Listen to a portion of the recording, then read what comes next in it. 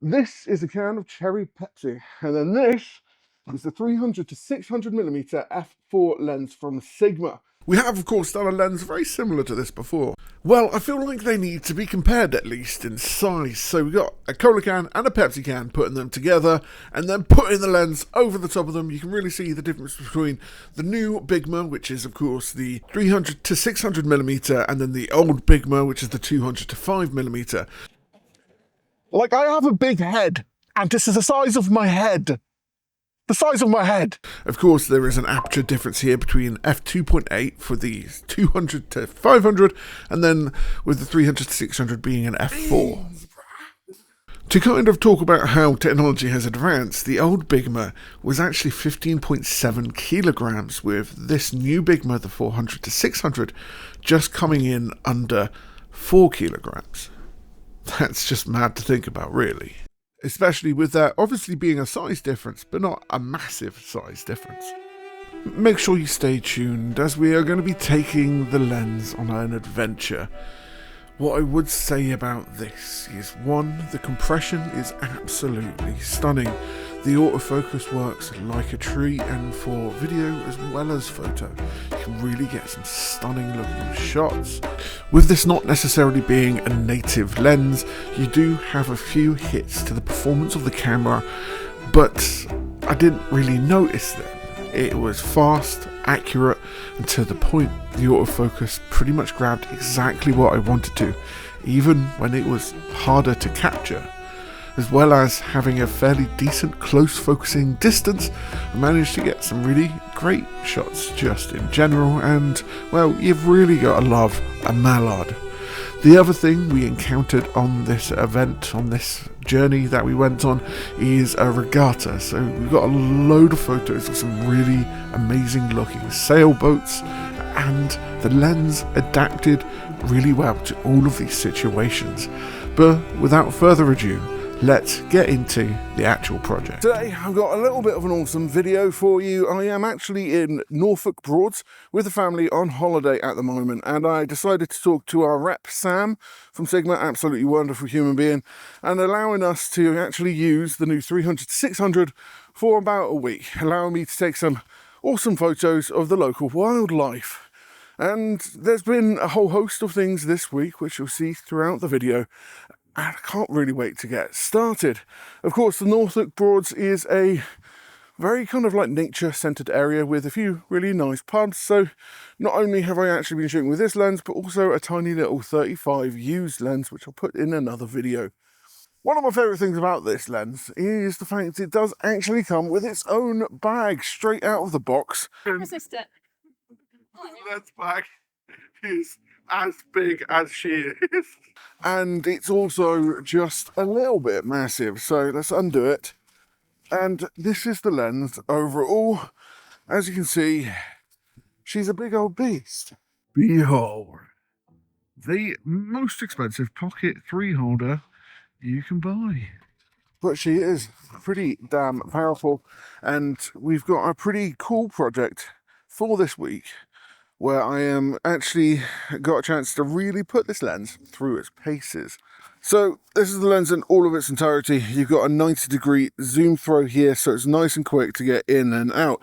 You've got this custom wheel here, as well as buttons on the outside. You've got a really nice click function on this camera for the tripod collar, which allows you to click it into place, and you can actually turn that on and off at the bottom of here. On top of that, you've actually got 2 settings for your optical stabilization, as well as turning it off. Some custom settings that you can set to your focus modes to inside of the computer app, and then the ability to change how far it's going to be focusing on, be it the closest focus, or using the full range, or focusing throughout the entire range that the lens can actually do, as well as your manual and autofocus switch. Right here you have a 40.5 filter holder that will allow you to put things like a circular polarizer in, and this one came with a UV. There is additional options when it comes to the filters you can put at the back of here as well. They do a variable and a circular polarized variant that actually has the control wheel on the side of it, which is something I thought you might be interested to know. You've also got a set button, a beep switch, and then also a power focus preset mode on the side as well. The new function ring that is added onto the camera actually has a unique capability. Using the custom mode switches on the side of the lens, which is the power focus and the focus preset, allow you to switch between the focus modes that you want as quickly as possible, and you can set different points for it to shift between, allowing you to grab photos that are a lot closer or a lot further or somewhere in between. It's just a added extra that gives you a lot more options. Throughout this entire trip, I've actually been using a three-legged thing, Winston. The reason why I used the monopod as much as I did was because it's 4 kilograms, and after a while, for just walking about, it's going to get tiring on the wrist. And this alleviated some of that with one of their lovely video heads that will allow me to use the lens in the most efficient way possible. And in most cases, they actually have a really quite smooth head that you can really do some stuff with. Having the ability to turn off the click when it comes to keeping it put in portrait or landscape allows me to really move without actually having a click whilst I'm actually tracking my subjects. Now we got most of the general information out of the way, let's get into some more of the nitty and gritty. This lens is, of course, absolutely a powerhouse, and what I want to talk about here first is actually price.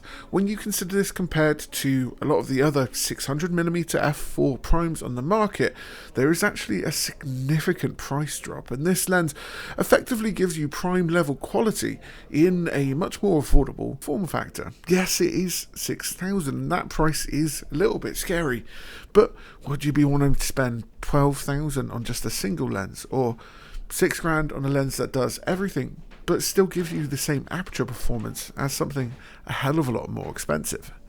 Next thing that we really want to discuss here is autofocus, and you've got some new HLA driven high speed AF motors, and HLA standing for High-response Linear Actuator, making the autofocus very rapid and responsive.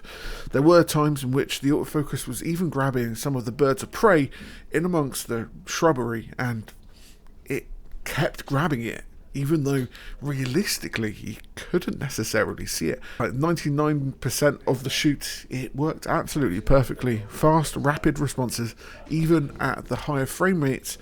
Perhaps one of my favourite features when it comes to lenses in general is optical stabilization, because it's actually very useful for video. This does give you 5.5 stops of image stabilization at that 600mm end, and it's powered by the new OS2 algorithm, which gives you a few different options in how you can approach the stabilization of the actual lens. Mode 1 gives you the most suitable for photography and video, and then mode 2 is designed for your more panning shots, allowing you to get smoother, creamier looking shots just in general, and it performed pretty well throughout this video. There were times where I wish it could be a little bit more stable, but overall I would give it a pretty high mark here, because I was literally shooting between 300 and 600, and those two ranges there are actually very tight, so again, performed really well here. The actual impressive weight of this lens comes down to its magnesium alloy body, making it very rugged but also very lightweight, and it's something that we actually remarked upon at TPS this year, was how lightweight this lens actually was, and it very much was quite easy to use overall. Hold it with a microphone in my hand. I imagine. That's all right, actually. It's like carrying a newborn child, isn't it? Again, it is 4 kilos, so after a long amount of time you may want something to be able to put it on to be able to continue doing the photography, in which, like I said, really recommend the monopods that I was using. Absolutely fantastic, really easy to adjust and just get the photos you want to.